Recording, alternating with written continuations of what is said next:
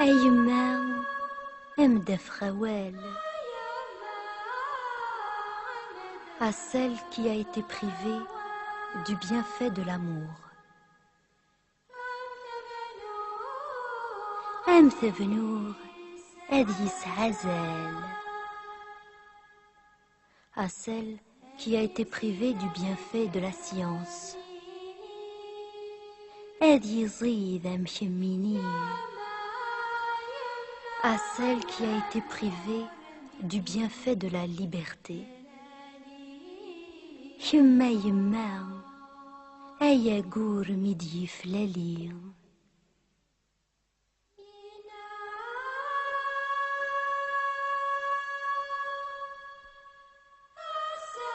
أسا هاد شكر غسميس à cette créature méprisée. Il ward yivnan silqis à la femme algérienne. Amen nour midi tsalim à la femme du monde entier. Yemma yemma ثبويض الريحات مسنين.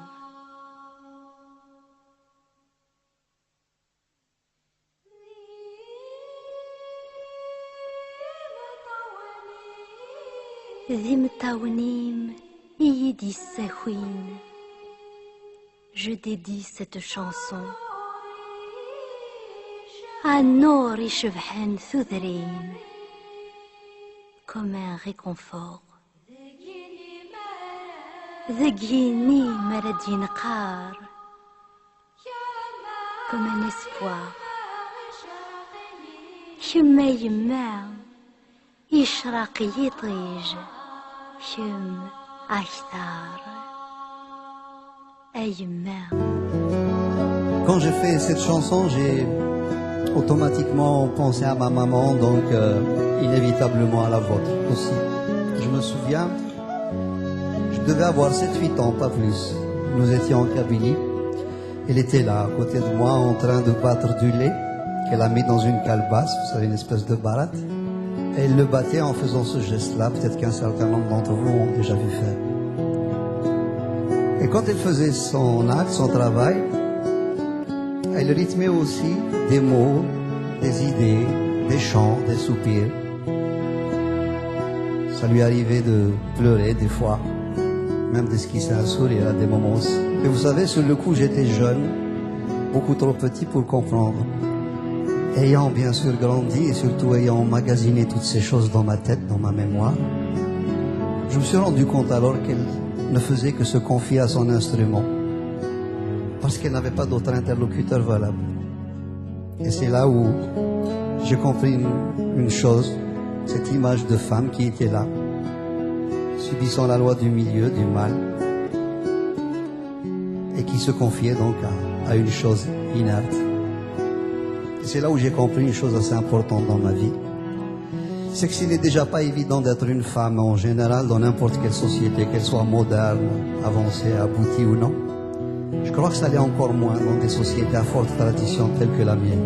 Et j'en voulais pour preuve cette dame qui se trouvait être ma mère. J'ai compris une deuxième chose, c'est que j'ai sorti inconsciemment cette chanson du fond de mon enfance, à travers des visions que j'ai eues, que j'ai vécues, des sensations que j'ai éprouvées. J'ai tout de suite compris aussi qu'elle n'était plus à moi tout seul, mais qu'elle nous appartenait tous. Parce que d'abord, on a tous une maman et que pour peu qu'on appartienne à une de ces sociétés un peu à forte tradition, on a une image de la mère assez spécifique, assez spéciale. Et à ce titre, j'ai l'habitude donc de la partager avec vous en vous demandant une chose bien simple, ce que je fais depuis pas mal de temps. Essayez ce soir, ce samedi soir là plutôt, d'avoir dans votre tête une image claire, précise, lumineuse de celle qui vous a donné la vie, ou tout simplement de celle que vous aimez. Qu'elle soit ou non de ce monde, je pense qu'elle sera à jamais gravée dans nos cœurs. Vous pourriez me dire pourquoi, bien sûr. Parce que l'un de vous pourrait me dire, bon, ma maman est avec moi, on vit ensemble, il n'y a pas tellement de soucis. Quelqu'un d'autre me dira, j'ai de ses nouvelles au téléphone, on se tient en contact. Et vous savez, ce n'est pas du tout pour ça. Je vous le demande parce que je suis convaincu que vis-à-vis d'une femme en général et d'une maman en particulier, je crois que nous avons tous quelque chose à nous faire pardonner ou à tout le moins à nous reprocher. Dites pas non tout de suite. Rentrez en vous-même, questionnez-vous et vous verrez bien. Laquelle ou lequel d'entre vous n'aura pas vu des larmes perler sur leurs joues, et surtout des larmes pour lesquelles nous avons une responsabilité plus ou moins directe, sans compter tous ces pleurs, toutes ces larmes qu'elles auront versées à notre insu, parce qu'elles n'auront pas voulu nous le montrer, soit par pudeur, soit par crainte de nous heurter, soit pour se dire, ma foi, bon, ces enfants, c'est moi qui les ai faits, si quelqu'un doit se sacrifier, autant que ce soit moi. Franchement, laquelle ou lequel d'entre nous tous aura été péché dans le tréfonds de leur cœur, le moindre de leurs frissons, la moindre de leur fragilité, et surtout cesser de voir en elles des mamans couveuses ou des mamans allaiteuses qui ne sont là que pour la reproduction, alors qu'elles peuvent aussi avoir de la place pour un cœur contrarié, des amours contrariés, un désir frustré, etc. Et à côté de cette femme qui est la nôtre, j'aimerais avec votre permission que l'on y associe l'image de ces millions et de ces millions de femmes qui sont restées là-bas, de l'autre côté de la Méditerranée, et qui n'ont pas la chance de vivre des moments comme ceux de ce soir. Et là aussi, vous pourriez me dire pourquoi?